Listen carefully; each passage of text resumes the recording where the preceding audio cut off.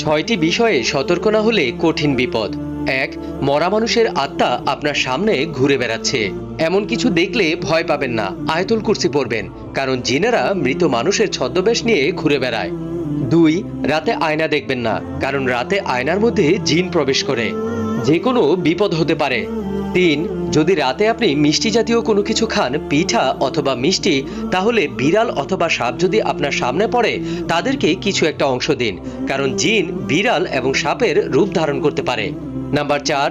যদি রাতের বেলায় রাস্তা ভুলে যান, অর্থাৎ আপনার বাড়ির রাস্তা চিনতে পারছেন না, তাহলে আজান দিন, সব ঠিক হয়ে যাবে। নাম্বার ৫.